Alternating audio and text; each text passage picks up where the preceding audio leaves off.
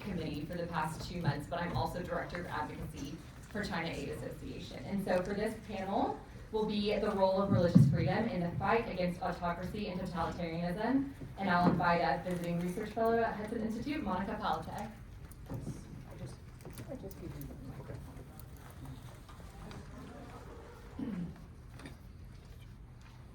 I always have trouble with the microphone, so I hope everybody is going to hear me.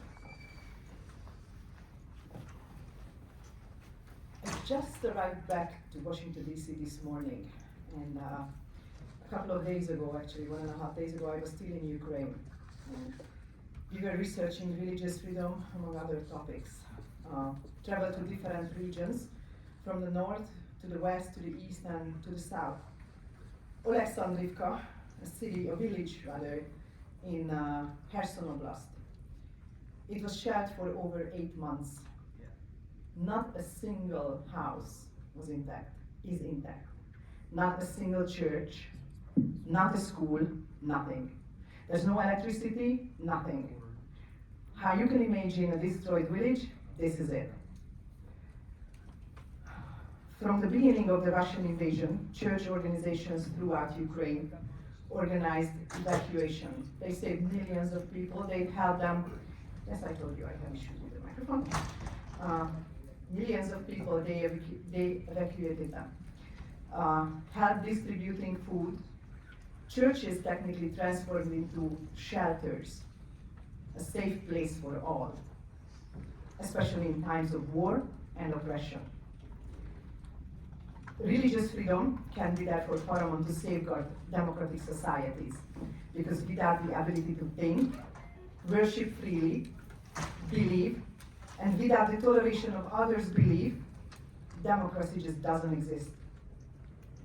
Leaders of autocratic regimes view freedom of beliefs as a threat because it can undermine obedience, mobilize societal opposition and society in general, and supports the environment where differing opinions can be debated. Churches and religious persons become targets, but not only in Ukraine. Sadly, in our forming new multipolar world, it is a tendency. Please welcome our panelists who are going to explain the grim reality in different parts of the world. Lila Norakish is going to talk about the lessons that can be learned from the Eastern European history. Louisa Greve about China, she's going to talk about it, and it's a very important topic, as we all know it. Michael Rubin is going to talk about Turkey, Iran, Pakistan, Afghanistan, and Nigeria. And Paul Coyer is going to talk about Latin America.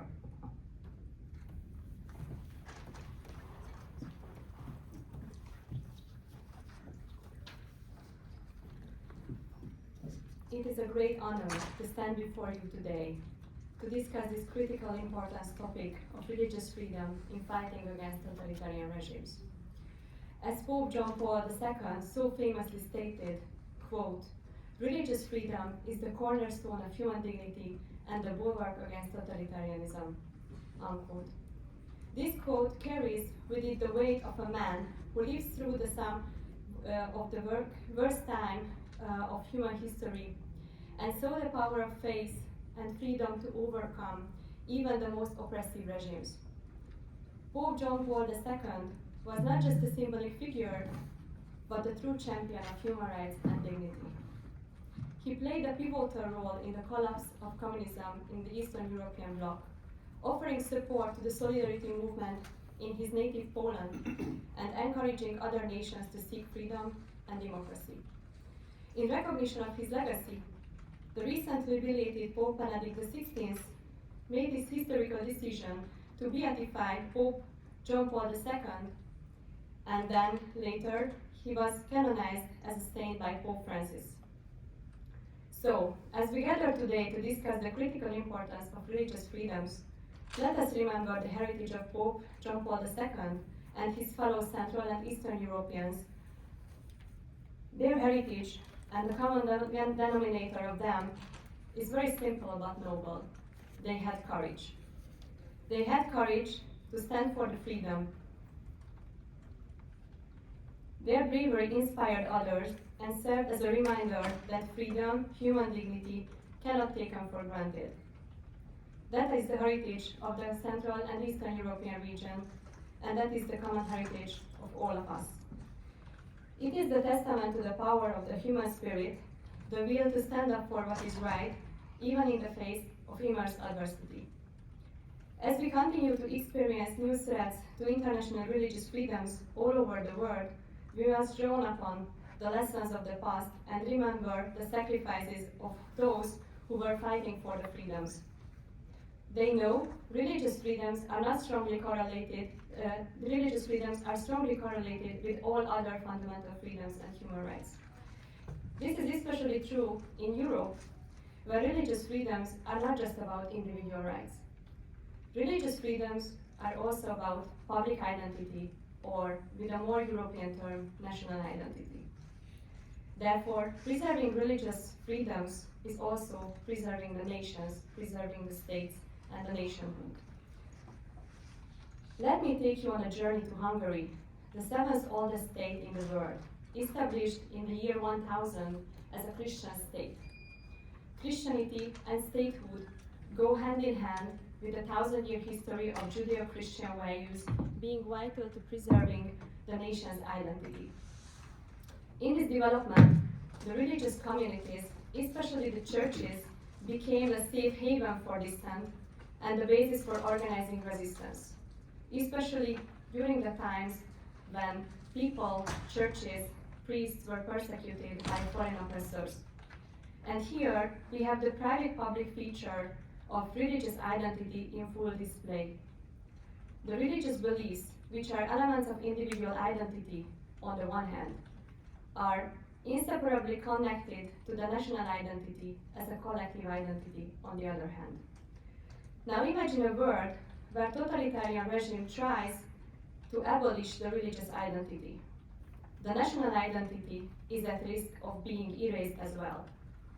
And when neither the national community nor the religious communities exist, the individual becomes vulnerable to the whims of totalitarian leaders. This is exactly what happened during the nearly 5 decades of communist oppression not so long time ago. The goal of the regime, as you all know, was to de-religionize individuals and to make them vulnerable, expecting their unconditional cooperation and even asking them to leave their beliefs behind or act against them. I started my speech with a reference to Pope John Paul II, an iconic leader of the Catholic Church, who was from Poland, a country that faced totalitarian oppression by the Soviets. I would like to conclude with a Hungarian hero, József Mindszenty, the Archbishop of Esztergom, who had very similar experiences in Hungary. Archbishop Mindszenty is widely known for his heroic perseverance during the communist regime in Hungary. He famously stated, "Freedom is not a gift from the state, but a natural right from God." Communism is the death of the soul. It is the organization of a total conformity, and it is committed to making tyranny universal. Despite being arrested, tortured, and imprisoned, he never renounced his faith or his opposition to the oppression. By doing so, he symbolized hope to the oppressed and entitled them to follow his lead to express courage. I wish that both Pope John Paul II and Archbishop Mindszenty's unwavering commitment to faith and their steadfast opposition to the oppression is going to inspire many who face persecution today, no matter where, all over the world. With this, I would like to turn the floor over to the next speakers who will delve deeper into the issues threatening religious freedoms in China, Iran, and Latin America. Thank you for your attention.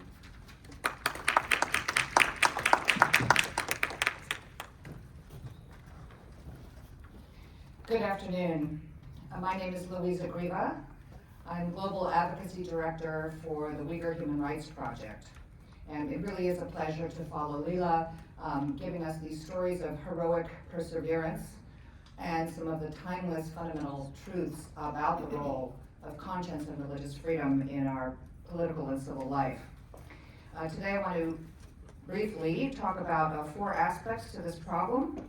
The role of high tech in today's totalitarian control, transnational deployment of religious repression, corporate accountability, and the role of religious leaders and communities.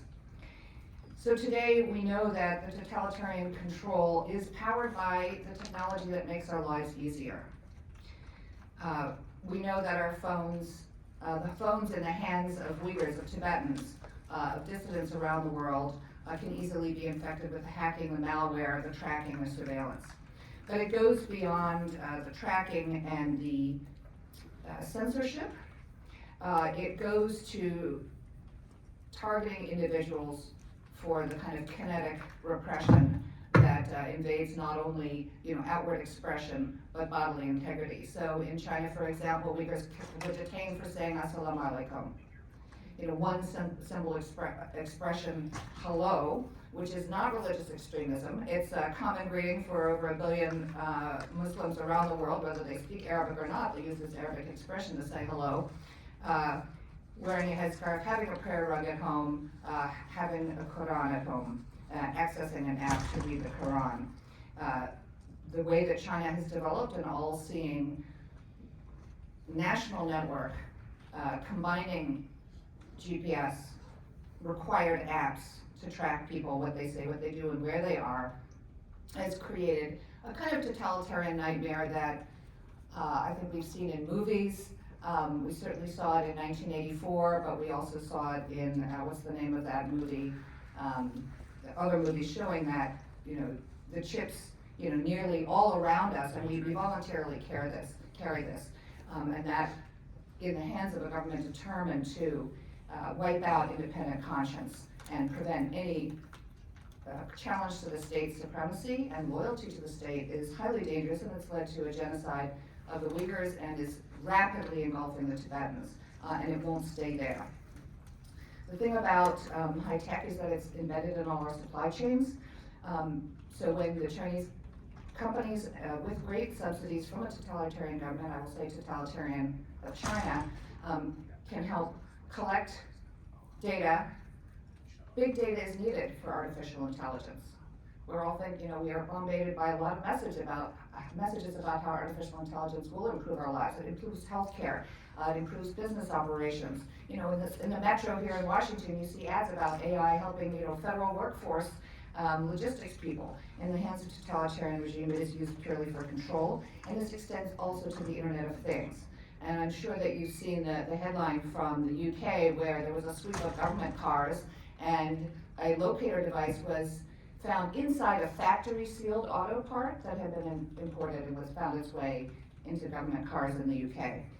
It was like a one-day story. Everyone left it alone. Just look up Internet of Things and you can easily see the link to a further extension of totalitarian control.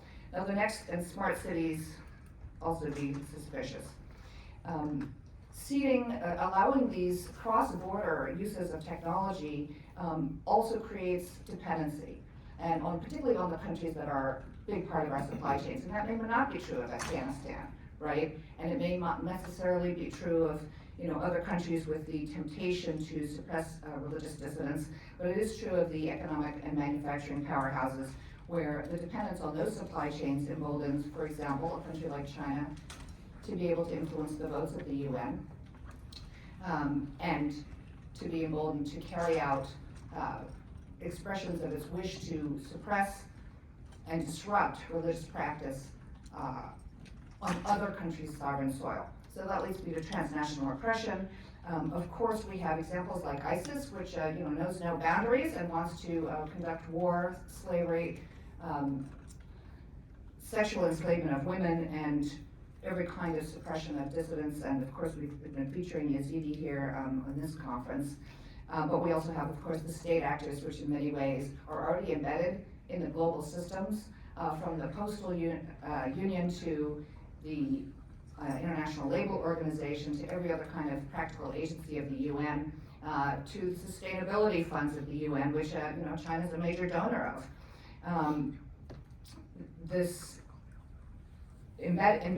Being embedded in these international systems creates yet more pathways for the extension of totalitarian control to affect religious freedom of expression in the democracies. So my organization just issued a report on harassment, surveillance, and threats to Uyghurs in 22 democracies. It's not just when Saudi Arabia complies with the Chinese request to deport Uyghurs simply for being Uyghur. It's when countries, actors, state and non-state, are emboldened to carry out their disruption, spying, and threats to non-favored religious believers outside their borders. Then we move to corporate accountability. Obviously, a lot of the mechanisms I've been talking about are powered by, invented by Silicon Valley and powered by the private sector. Now, in regards to the Uyghurs, I hope you've heard of the problem of Uyghur forced labor, a big part of the genocide, ongoing genocide, recognized by 11 parliaments and declared as US policy that what's happening to the Muslim Uyghurs under the Chinese government is crimes against humanity and a genocide. Part of the government's tactic to have everyone under control and firmly and forever suppress the Uyghurs' ability to express their religious identity and religious practice is to put people at a government-assigned place of work. And I think you see, some of you will see on the chairs a recent report where this has found its way to US grocery store shelves, if you see what Logan's holding up. The automotive industry, the solar industry, cotton, 20% of the world's cotton comes from the Uyghur region, where 2 to 3 million people are taken away from their own jobs as teachers, as business owners, as farmers, part of the household orchard economy, and put in factory work as part of a deliberate government plan. So there's that question. How do supporters of religious freedom make sure that global supply chains do not make all of us complicit at the other end of those supply chains?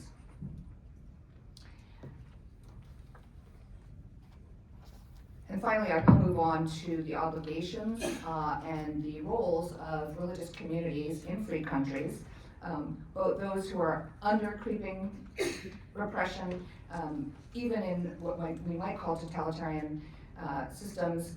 That role of heroic perseverance that Leila referenced is there, but for those of us who aren't even at that level, what needs to be done? Solidarity, right? So we have to have awareness, we have to have a commitment to solidarity. Everyone here is clearly committed to that because you're here.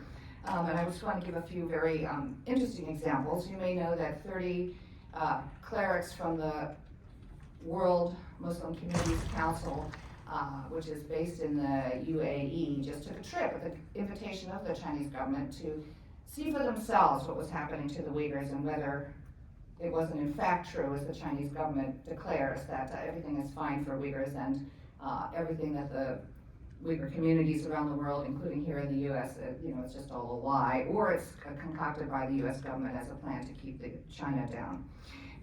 And so that trip went on, things on Chinese state media, and then the clerics one by one said, we want to show there's nothing wrong here, Uyghurs are fine, and in fact they praised the Chinese government's handling of what it cast as an anti-terrorism campaign. But I want to point out the Grand Mufti of Bosnia and Herzegovina came forward with a statement to distance his community. We have information in hand that contradicts what was said, and we do not agree with the statements of the two Balkan members of that delegation. We have civil society from Turkey to the UK, Muslim organizations speaking up. Nobody asked them to, but they're doing so. I would say Taiwan, I want to hold out Taiwan, which has problems of its own, but hosted an IRF regional meeting in 2019, very early on in the recognition of the crisis, and had a multi-faith statement of solidarity with the Uyghurs. The Southern Baptist Convention deserves a call out. The author said, we're not sure whether our Southern Baptist communities really want to go all there and say, we're making a special resolution at our national convention to stand up for the Muslim Uyghurs. Just maybe it won't feel right, but it passed. Jewish groups have been outstanding. And then institutionally, where are the pension funds? Are they in the Chinese companies? Are the investments in the pension funds or the endowments or the operational funds or religious institutions actually invested in the tech companies or the manufacturers that are complicit in a genocide based on ethno-religious identity. And finally, humanitarian aid, one of the core activities, as Lila mentioned, to express a spiritual connection with others, to give care to others without fear, without distinction to belief, but as an expression of religious commitments to bring spiritual comfort to others through material aid. This is also something that really is necessary in this world and can be done even at home because of the strong international repression, extraterritorial reach of totalitarianism today. Thank you.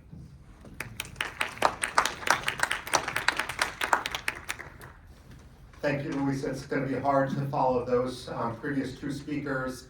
My name is Michael Rubin. What I want to do is talk a little bit about religious freedom as it impacts U.S. policy. I'm an analyst rather than an activist on these issues, a diplomatic analyst. And so what I want to try to do is look at the impact upon U.S. policy and argue for what the impact or the place of religious freedom should be. Now, Western diplomacy is too often based on wishful thinking. I would argue that we have to calibrate policy to what the reality is rather than what we wish it would be. So take, for example, Iran.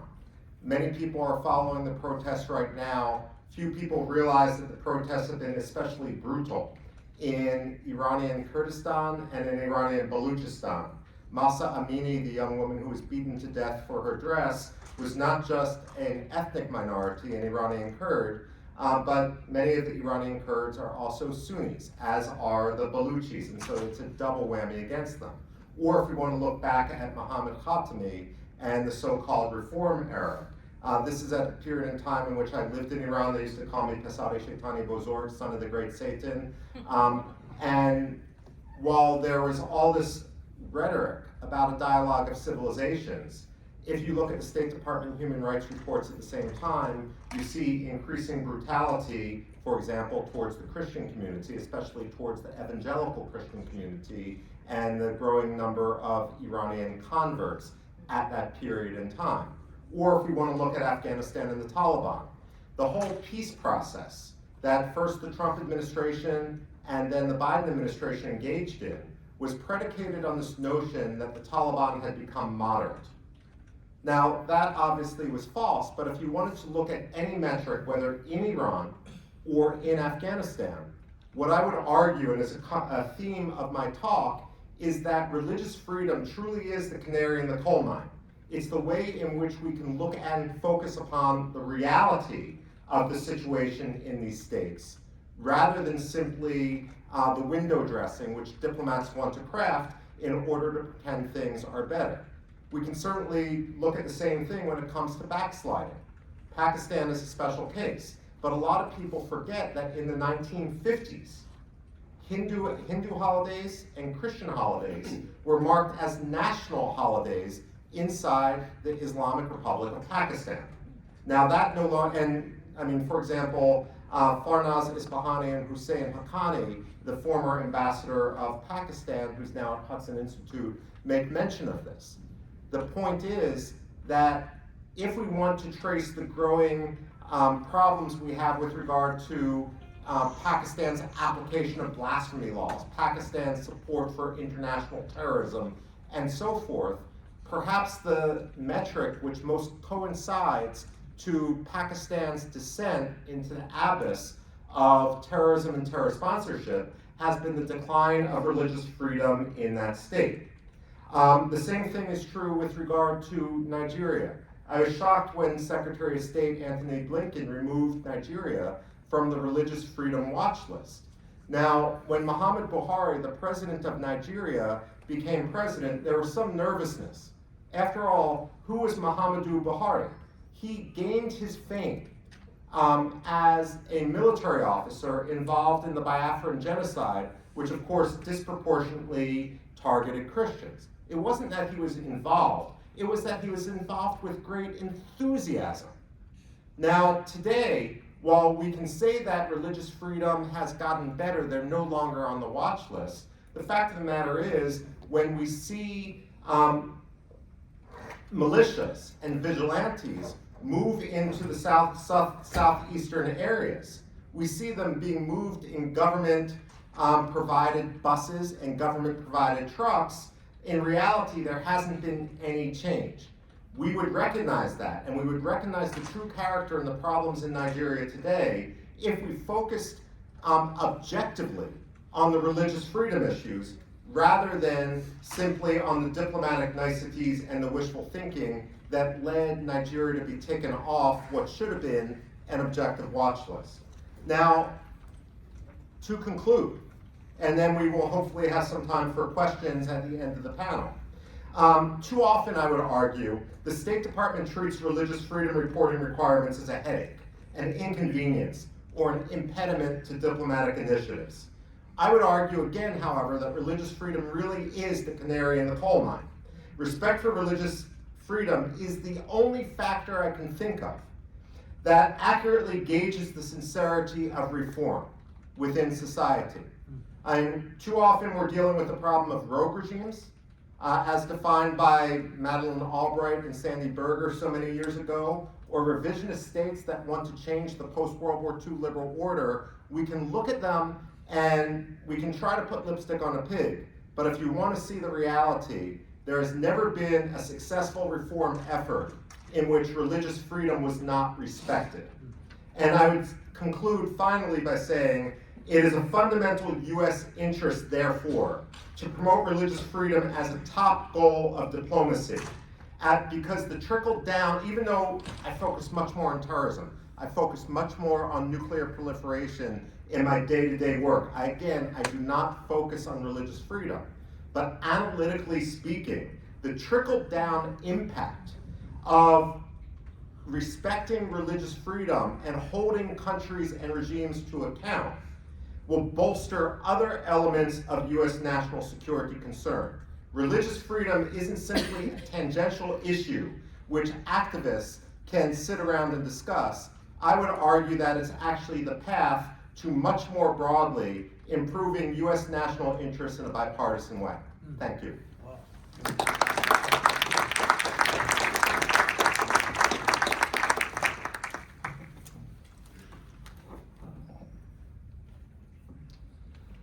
Religious freedom is under increasing pressure in numerous parts of the world, which we've heard thus far from Michael and Louisa, and Lila, of course.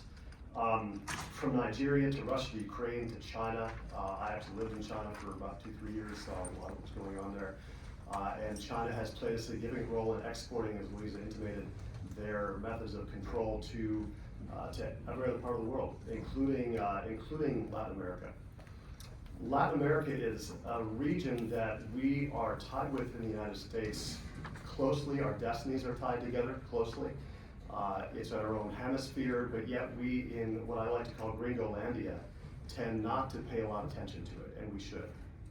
Now, I have to say starting out that I have a vested interest in this. I married someone from there. My wife is from Venezuela, and we are heavily involved in what's going on down there, and therefore, much of what I'm going to share with you are things that I've either seen myself or have been related to me by friends. So I wanted to give you a brief tour of what's happening in Latin America to let you know that the trends there are not in a positive direction either. It's something we need to pay attention to. As Michael said, it's an important, should be at least an important American national security and diplomatic priority. Religious freedom should, because as Lila said, religious freedom underpins all of other freedoms. So when religious freedom, you see that start to shrivel and die, you see that start to be attacked, the other freedoms are sure to follow. Freedom of speech, freedom to redress the government from grievances, freedom of the press, et cetera, et cetera. So let's go through some of the reasons why that is. First of all, some of you may have heard of the late sociologist and theologian Peter Berger from Boston. He wrote a lot about this, and he said, religion most emphatically proposes that there are limits to the legitimate power of the state. So that right there tells you why totalitarian and authoritarian regimes oppose religious freedom. It undermines their rule. They don't like it. That's why you see China, that's why you see Iran, that's why you see Russia.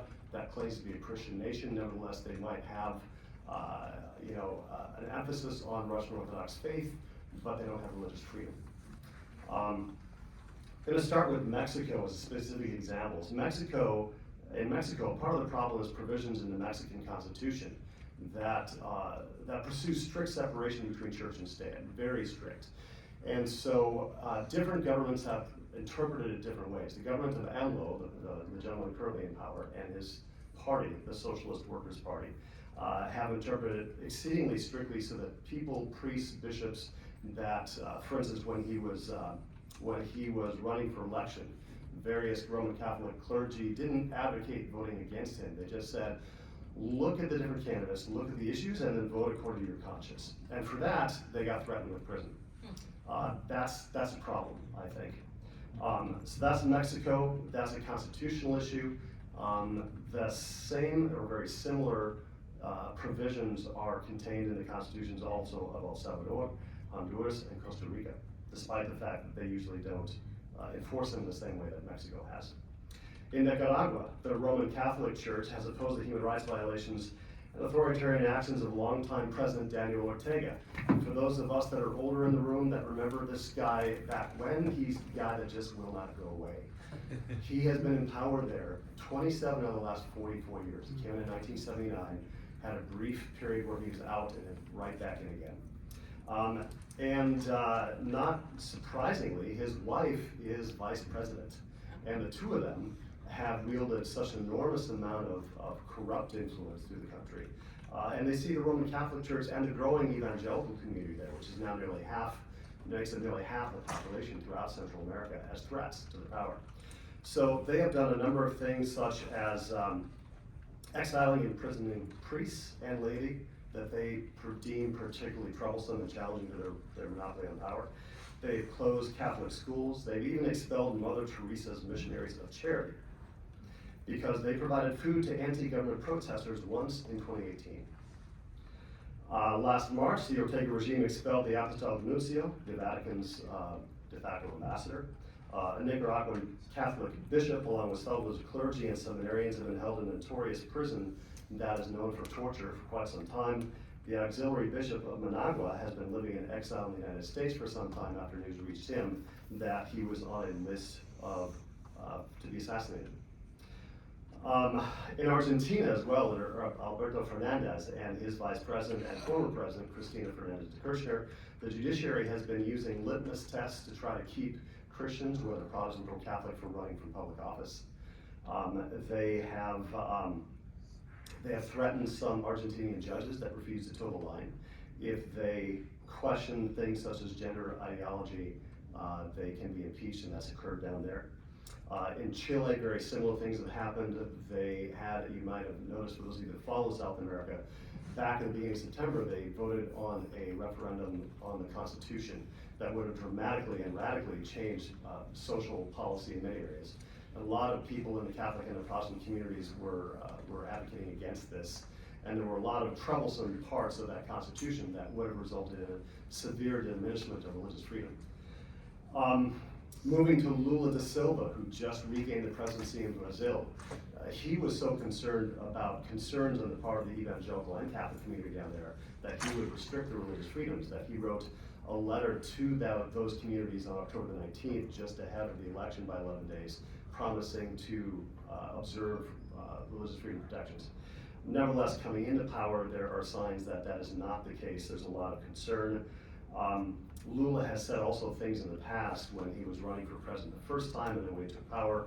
He said also problematic things that cause concern among not just religious adherents, but anyone who cares about democracy. Things like Fidel Castro did a lot of great things for Cuba, that opposition to his rule and people that opposed his rule and human rights abuses under Fidel were traitors and deserved to be imprisoned. He supported the regime and has and continues to have Nicolas Maduro, who, as I mentioned, my wife was raised there. We have family members that have had, many family members that have had to flee Venezuela because of the human rights abuses, the lack of food, the rise in crime, etc. there.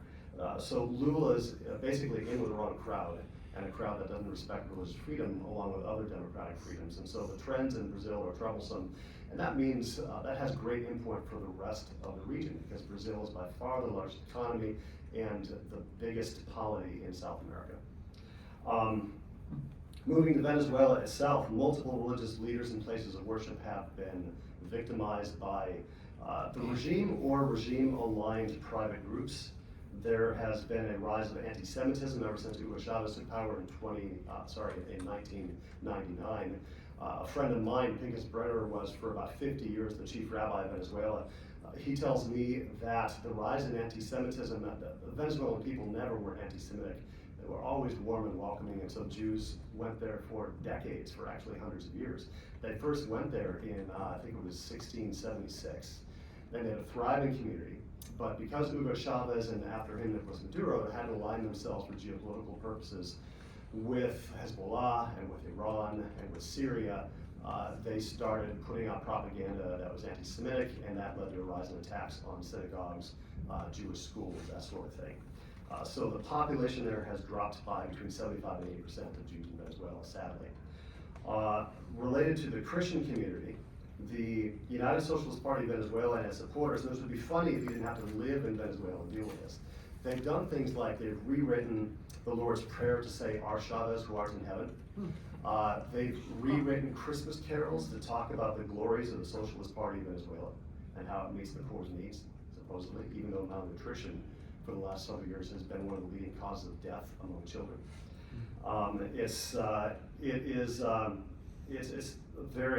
Venezuela has become a basket case in many ways. Yet Maduro has chosen to accuse those who oppose him on human rights ground of seeking to push the country toward civil war. It's what you call gaslighting. I want to end on a positive note amid all the bad news. And this is a story that was relayed to me by the pastor of this church in Caracas itself. It's one of Caracas's leading evangelical churches, tens of thousands of people. And the pastor is son of old friends of mine. And a few years ago, I think it was about 5 years ago, Maduro sent the National Guard to close down the church. Not because the pastor was preaching overtly against Maduro's regime, he was preaching against the regime's handling of social justice issues, against the lack of food. He was preaching against corruption, and Maduro decided he needed to close. So he sent a couple of hundred National Guard troops with weapons to close the church down. Well, the local Muslim community that loved this pastor, who's a friend of mine, decided they were going to stop the National Guard. And they showed up in force with sawed-off shotguns. And they told the National Guard, "This pastor, he's our pastor." They didn't convert to Christianity, but they said, "He's our pastor. He loves us, he meets our needs, he doesn't try to convert us, he feeds us, he does whatever need we have, he meets. And he doesn't expect anything in return, so you're not going to shut this church down." So needless to say, Muslims that are up in arms can be intimidating, and they were literally up in arms, and the National Guard turned tail and fled. That was about 5 years ago. The church is still open. So there are positive signs in Latin America, especially where different faith groups can come to each other's aid, and that's one of them. There are many more, I can tell you.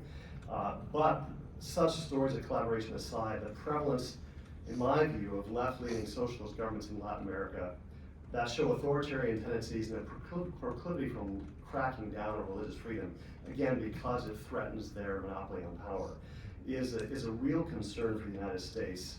And the fact that the U.S. has never really, not for at least 30 years since George Bush Sr., I would say, had a coherent approach to our southern neighbors, has contributed to the normative drift in the region. And given the strategic importance of Latin America to the United States' security and well-being, I think we need to start paying attention. Thank you.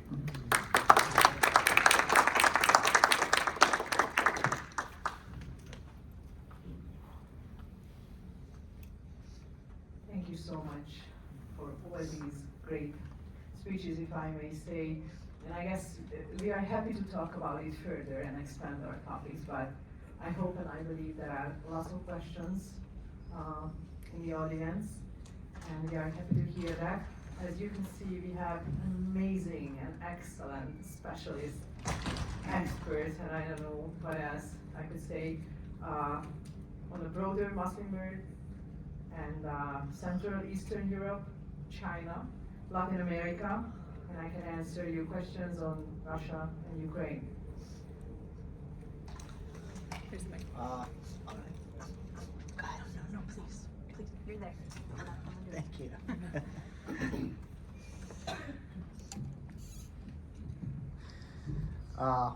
My question is, let me introduce myself first. My name is Kevin Haidari.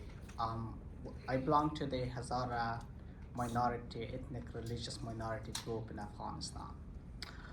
With all these bad things keep happening around the world, could we talk and analyze where are the good things happening around the world? As I have been meeting people from around the world in this summit, we all hear there are atrocities keep happening everywhere, unfortunately. Why is this happening? I come from a country that it's my second time my journey started as a refugee kid, that I grew on refugee camps, that I did not have the right to go to school and get education, and I did not have the right to live. I ended up as a child labor. I'm speaking today on behalf of all religious minorities in that country. Unfortunately, the Jewish population of Afghanistan have been whitewashed. That's a shame for a country to lose such a beautiful diversity. The Sikhs and the Hindu believers were forced to flee the country about a century before. There were over 100,000 families of Sikhs and Hindu believers living in Afghanistan, but yet there is only less than 10 families in the country, and they live grave danger life. I belong to Hazara community. We are a small sect of Muslims. My community faced genocide. We are under long genocide attack. We lost over 62% of my population, or our population, under the direct command of the king in late 1900th century. And since then, we are under genocidal attacks. All the horrible news that you see on the television, on the media, attacking on girls' school, on boys' schools, colleges, universities, maternity wards, hospitals, wedding halls, pulling people out of the buses and beheading. That's all happening around the world, in Afghanistan, honestly. So my question is, where is the responsibility of the international community? What action could we all take along together to prevent such kind of genocide or mass atrocities threaten these communities? Where is the United Nations with the responsibility to protect? Could anybody answer this, please? Thank you for your patience and listening to me. Well, you want to answer it? I guess no. That's anybody, or shall I answer it? And I'm sorry again, and the miserable life of the Christians in Pakistan as well. I lived in Pakistan as a refugee child. I have witnessed that Christians were not allowed to sit around the same table where others were having lunch or dinner. I'm a Muslim. It's a shame for a country to behave with its population like that. But I belong to a small minority group among the Muslims. Thank you. For the sake of time, maybe just one person responds, so why don't you? Because that was a very long question. Yeah, that was indeed a long question. So about the international community, we've been asking it for a long time, and we've been trying to answer it, and we haven't found a solution. And I believe we are at a historical turning point. And sadly, it is because of Ukraine's Russian invasion. The international law is very rigid by its nature. And because it has to be approved by everybody or not approved, it just doesn't change easily. And the war in Ukraine triggered very interesting chain reaction globally, not just in the financial economic world, but also in the international legal community. And slowly behavior started to change, and also the legal environment is starting to change.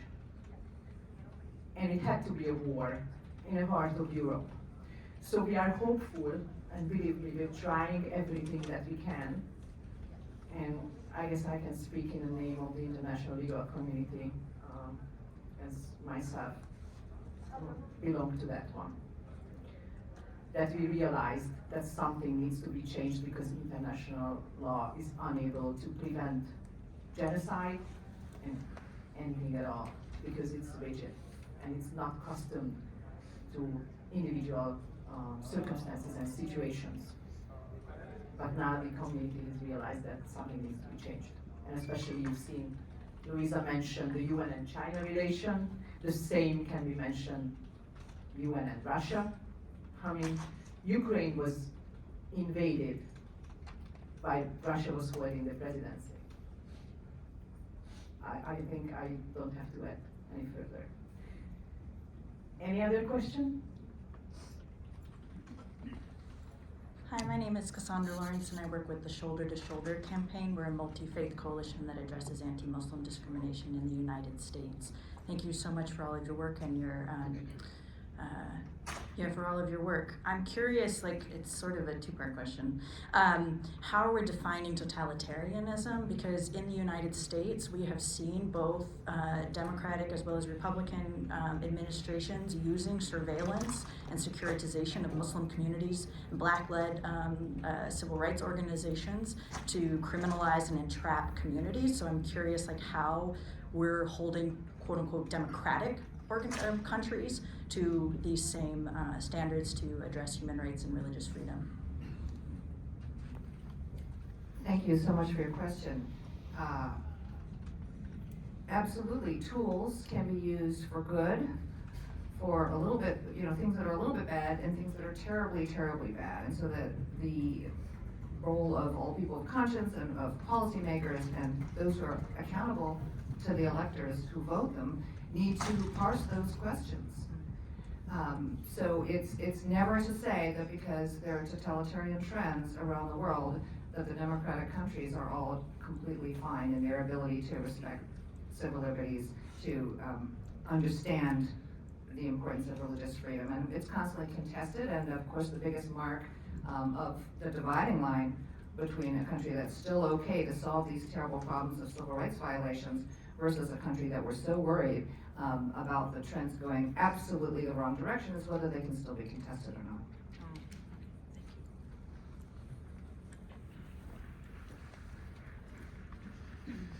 Good afternoon. Thank you for the presentations. It's certainly informative and disturbing. I'm Gordon Pennington. I come out of corporate America. I'm here as a matter of personal conscience. That's why I'm attending. And I'm a friend of Dr. Coyer. However, my concern is that I don't think we have enough dialogue at the levels we need to have to really challenge those. I don't think it escapes anybody's attention that it's quite ironic that Meta is a major sponsor of this conference. Let's be honest, shall we? I talked to the policy director after. He's very congenial, but challenged him, and I can go into case studies in detail on what they're doing to these gross and pervasive incursions. Unless and until we address things at that level, as you know, Dr. Shoshana Zuboff at Harvard has famously published 40 years ago a book that I think is sine qua non, one of the most important of our time, called The Age of Surveillance Capitalism. Can't get enough people to read it and acknowledge that this is what we are buying into collectively, individually, on a regular basis. That's why I'm here, just to raise the specter of that concern, because I think without addressing that with a greater level of getting these corporations to become transparent. I am, on the other hand, grateful that Meta's here at all. I think there should be a different kind of dialogue with them as a sponsor. I suspect you all agree. If you don't, I don't suspect we're going to go in much further. Anyway, I don't know that that's a consensus opinion. It's certainly one that I think is worth addressing at a deeper level if we're going to change anything. Otherwise, I suspect we'll have another conference next year and you'll give us another report on how much worse things have become. The only way to change this is to directly confront the big tech oligarchs. Thank you.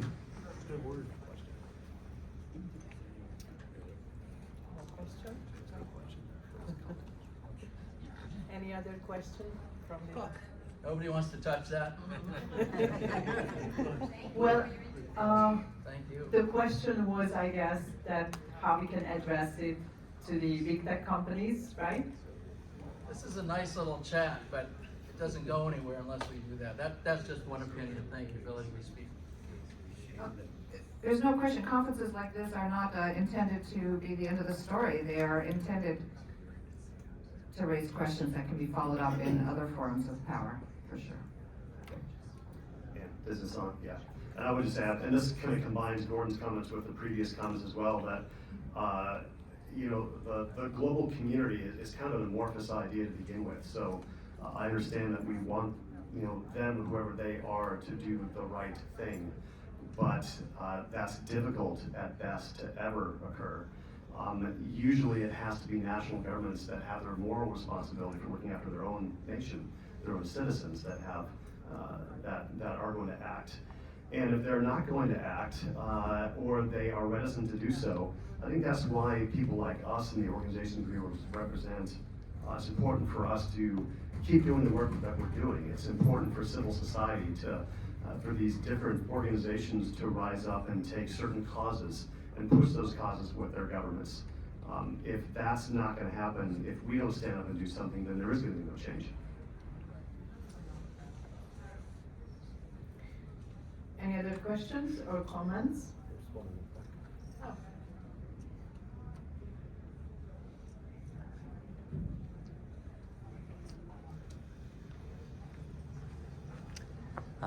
Good afternoon. Thank you so much for your diligence in the areas of expertise you bring to bear today.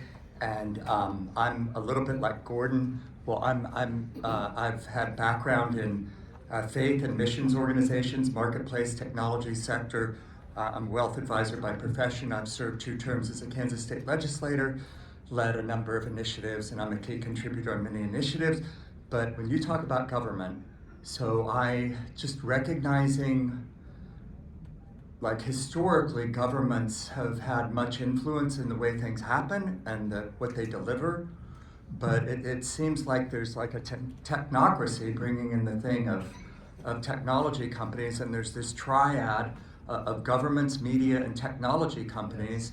And if we were to look at, like I read one book on, like if we were to look at the power centers now of wealth and look at the top 100 corporations and countries, 71 of those are corporations. So power centers now aren't, decisions are coming often from unelected officials or people that aren't even in governmental roles. So, and I know language is critical. So tying into what Gordon would say, it's like, I know the one that controls language controls the direction of culture. So how do we change the conversation without getting thrown over the ship or over the cliff because of language?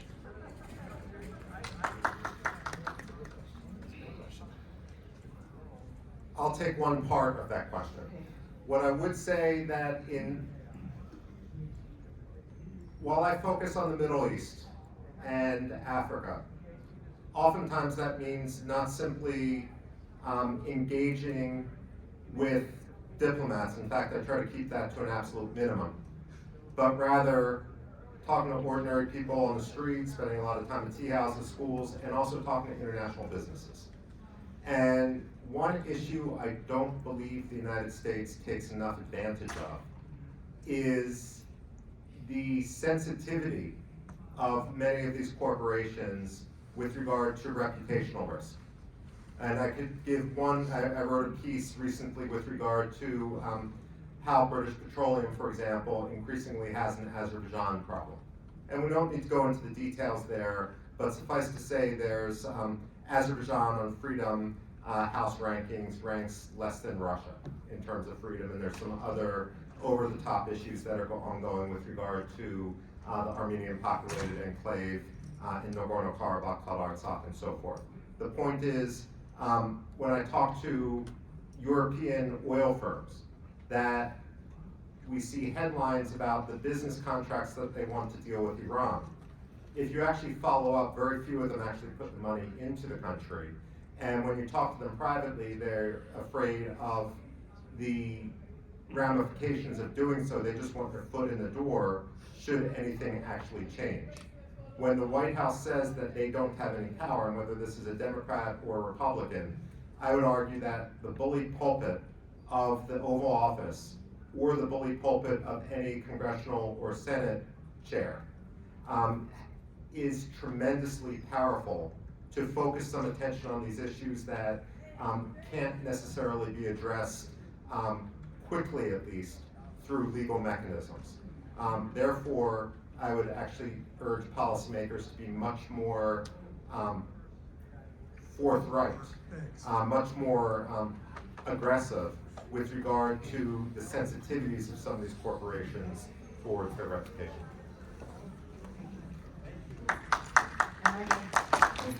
You want to add something? Yes, if it's It's on. so just regarding the platforms and the role of big tech and social media in this current environment, it's a big change compared to the historical perspective I was explaining in my presentation. Is that currently we have social media and internet, and the private sector can have an extremely important role in fighting against autocracies. And we see just in the current war in Ukraine that platforms take a role in like enabling users to ban their locations and their acquaintances to protect themselves. So platforms can be used for good purposes to help individuals, even if they are not elected and they are not having the authority to intervene into international conflict and so. But at the same time, we can see that compared to the traditional routes of oppression, there's a strong private sector which operates globally and can reach masses within a very short time. So it could be a good solution to activize them. Yeah, I just came to listen these very important persons, and I was not going to speak. I'm an Armenian archbishop. I'm going to speak because gentlemen spoke about Nagorno-Karabakh. For 52 days, 120,000 people have been blocked. There is one way with outside world is a Lachin corridor. It has been closed down for 52 days. 30,000 children, 20,000 elderly, 9,000 disabled people are suffering. As Greg Stanton said yesterday, a genocide has started. This is the second Armenian genocide is going to take place. The first one is 1915 when 1.5 million Armenians were massacred. And the world just watched. After the genocide, they said, oh yeah, we are sorry. Are you going to say we are sorry when genocide is finished in Karabakh? Let me take this. I was in Nagorno-Karabakh 2 weeks after the war in November 2020. A lot of Americans don't understand symbolism. Our sense of history only goes back 10 years. People don't realize that when the war began in September 2020, it was actually on the 100th anniversary of the Ottoman invasion of then newly independent Armenia. The point of this is offline. I can tell you about a lot of what's going on behind the scenes with regard to the blockage of the Lachin corridor and increasingly the actions of the Baku Bab of, or the Baghdad Bab of Baku in terms of the propaganda we're seeing being put forward and not being accepted anymore. There's a lot going on behind the scenes. I'm not as pessimistic as you. It's not, the genocide happens best in the dark. In this case, even Azerbaijan's caviar diplomacy can't keep the lights off.